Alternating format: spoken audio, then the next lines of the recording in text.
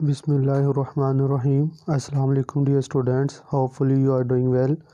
My name is Muhammad Murtaza and we are going to study about biology, and the today topic is sexual reproduction in flowering plants. So before starting the next lecture, let's talk about the previous lecture, and the topic of previous lecture was alternation of generation.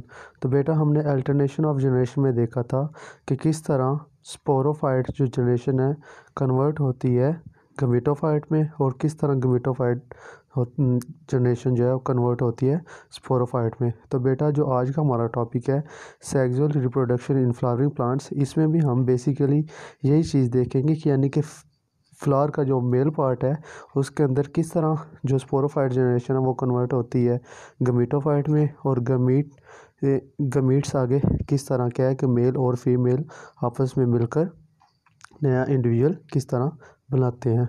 So let's start. We know that in angiosperms parent plant is diploid sporophyte generation. हम जानते हैं कि जो angiosperms हैं उनमें जो parent plant है वो डिप्लॉयड है और उसे हम स्पोरोफाइट जनरेशन कहते हैं। Flower is the reproductive structure in this generation. इसमें जो रिप्रोडक्टिव स्ट्रक्चर होता है वो फ्लावर होता है। The flower components are arranged in the form of whorls. जो फ्लावर के जो कंपोनेंट्स हैं वो वॉल्स की फॉर्म में अरेंज होते हैं। The outer two whorls in a flower are the non reproductive whorls while the inner two whorls are the reproductive whorls. जो फ्लावर्स को बेसिकली 4 कंपोनेंट्स में डिवाइड किया गया है। इसके जो आउटर 2 वर्ड्स हैं उन्हें हम नॉन रिप्रोडक्टिव कहते हैं, और जो इसके जो इनर 2 हैं उन्हें हम रिप्रोडक्टिव वर्ड्स कहते हैं। Calyx. Calyx is the outer most word.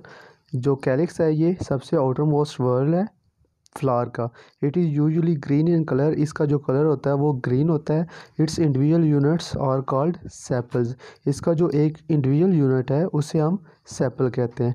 तो बेटा जब सेपल एक होगा तो उसे हम सेपल ही कहेंगे, लेकिन जब क्या है कि ये सेपल्स का यानी कि 2, 4 या 5, 6 मिलकर एक गुच्छा बना लेते हैं तो उसे हम कैलिक्स कह देते हैं। लेकिन जो इसी वजह से जो कैलिक्स है वो उसको हमने उसके यूनिट को हमने सेपल कहा है।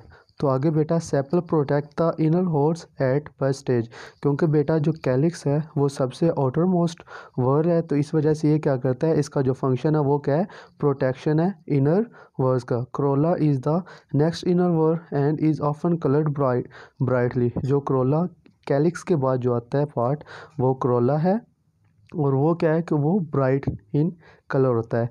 Its individual units are called petals. इसका जो इंडिविजुअल यूनिट्स है उसे हम पेटल कहते हैं। और बेटा आपको पता है कि जो किसी भी फ्लावर की जो पत्ती होती है उसे हम पेटल कहते हैं। तो बेटा अगर तो एक पत्ती है तो उसे एक पत्ती है किसी फूल की तो उसे हम क्या कह देंगे, पेटल। लेकिन क्या है कि अगर वो क्या है उन्होंने वॉल्स यानी कि गुच्छे की शक्ल बनाई हुई है और उनका ओरिजिन क्या है कि एक सेम जगह से हो रहा है तो उसे हम क्या कह देते हैं, क्रोला। तो इसी तरह क्या है, they serve to attract the bees birds etcetera which are the agents of pollination. तो बेटा ये जो पेटल्स हैं इनका क्या है कि कलर ब्राइटली होता है। इनका कलर जो ब्राइटली होता है उसी की वजह से क्या है जो बीज और बर्ड्स हैं वो अट्रैक्ट होते हैं। और ये क्या है कि ये बीज और जो बर्ड्स हैं ये एजेंट्स हैं पोलिनेशन के लिए। यानी कि पोलिनेशन क्या होता है, transfer of pollen grains from anther to stigma. तो बेटा आपको पता है अगर हम रेड फ्लावर की बात करें तो उसकी पेटल्स क्या होती हैं, रेड कलर की होती हैं। रेड रोज़ की बात करें तो उसकी जो पेटल्स होती हैं वो रेड कलर की होती हैं। इसी तरह हम अगर सनफ्लावर को देखें तो उसकी जो पेटल्स होती हैं वो येलो कलर की होती हैं। तो वो ये क्या होती हैं, अट्रैक्टिव होती हैं, और इसी वजह से यानी कि उनका जो कलर है उस वजह से बर्ड्स और बीज क्या होते हैं, अट्रैक्ट होते हैं, और ये हेल्प करते हैं पोलिनेशन में। तो जो आज थर्ड पार्ट है फ्लावर का उसे हम कहते हैं थर्ड होर एंड्रोशियम है। और ये क्या है, androecium is the male reproductive part of flower. Androecium जो है ये मेल रिप्रोडक्टिव यानी कि फ्लावर का जो मेल रिप्रोडक्टिव पार्ट है उसे हम एंड्रोशियम कहते हैं। Its units are called stamens. और इसका जो यूनिट होता है उसे हम स्टेमन कहते हैं। और बेटा हम इसी यानी कि एंड्रोशियम मेल जो रिप्रोडक्टिव पार्ट है इसके अंदर हम आगे पढ़ेंगे। अभी हम ये पढ़ने लगे हैं कि किस तरह स्पोरोफाइट जनरेशन कन्वर्ट होती है गमीटोफाइट में और किस तरह गमीट्स आगे गमीटोफाइट कन्वर्ट्स होती है गमीट्स में। तो each स्टेमन has a thread like filaments at the free end of which anther is attached. तो बेटा हर जो स्टेमन है उसकी क्या है, थ्रेड लाइक उसका फिलामेंट होता है और उसके ऊपर क्या है, लास्ट के ऊपर क्या लगा होता है, एक एंथर लगा होता है। Anther has pollen sacs in which haploid microspores are produced through meiosis. तो बेटा जो एंथर होता है, एंथर के अंदर पोलन सैक्स होते हैं और पोलन सैक्स के जब पोलन सैक्स में मियोसिस होती है तो एज ए मियोसिस उसके रिजल्ट में माइक्रोस्पोर्स बनते हैं। तो each microspores germinates into the male gametophyte generation.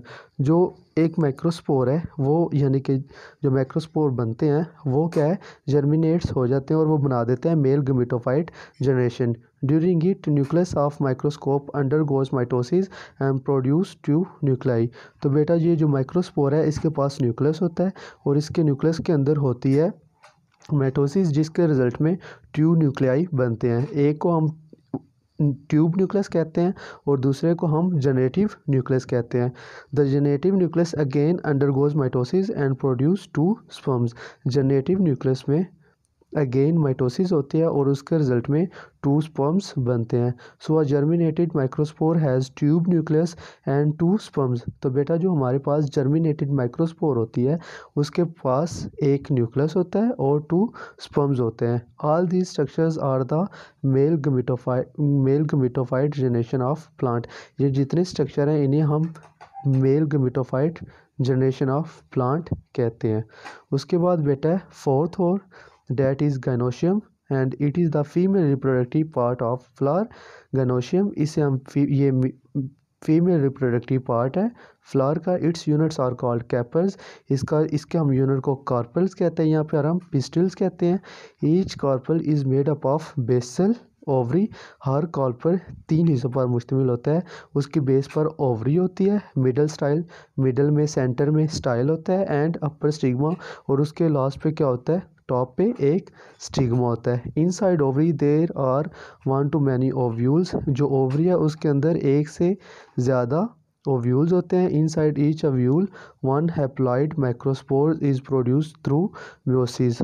और ओव्यूल के अंदर जब मियोसिस होती है तो उसके रिजल्ट में हैप्लॉइड माइक्रोस्पोर बनता है।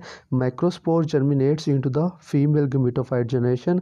और यही माइक्रोस्पोर जो बनता है मियोसिस के रिजल्ट में ये जर्मिनेट्स होकर फीमेल गमीटोफाइट जनरेशन बना देता है। तो during it microspores undergoes mitosis and produce an egg cell and some associated structure. तो इसी दौरान क्या है कि माइक्रोस्कोप क्या है उसके अंदर माइटोसिस होती है और एज ए रिज़ल्ट एग बनता है और इसके रिलेटेड कुछ स्ट्रक्चर्स बनते हैं जिन्हें हम फ्यूजन न्यूक्लियस कहते हैं। Egg cell and associated structure in the female part are included in the female gametophyte generation of plant. तो इन्हें हम क्या है कि female gametophyte generation of plant कहते हैं। तो बेटा ये आपके सामने स्ट्रक्चर दिखाया गया फ्लावर का। इसके लेफ़्ट साइड पे सबसे नीचे देखें सेपल्स हैं और सेपल क्या है, ग्रीन इन क्या है, कलर है। इनका क्या है कि ये ग्रीन इन कलर है। ये फ्लावर का सबसे आउटर मोस्ट पार्ट होता है। इसके बाद आगे आ जाते हैं पेटल्स।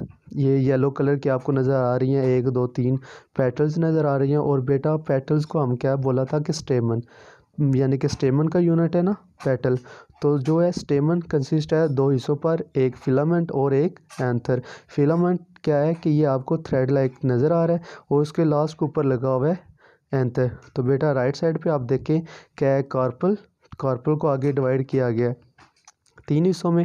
स्टिग्मा सबसे ऊपर, स्टाइल दरमियान में और ओवरी बेस पे है और ओवरी के अंदर क्या है, ओव्यूल। तो बेटा ये आपको स्ट्रक्चर दिखाया गया। तो बेटा अगर हम आज के समरी की बात करें तो उसमें क्या है कि हमारे पास क्या है, स्पोरोफाइट जनरेशन का स्पोरोफाइट का मतलब बताया गया है कि किस तरह, यानी कि एक प्लांट के अंदर एक फ्लावर के कितने स्ट्रक्चर्स होते हैं। यानी कि फ्लावर के 4 कंपोनेंट्स होते हैं और वो 4 कंपोनेंट्स क्या हैं बेटा, sepals, petals, carpal and stamens हम उन्हें कह रहे होते हैं।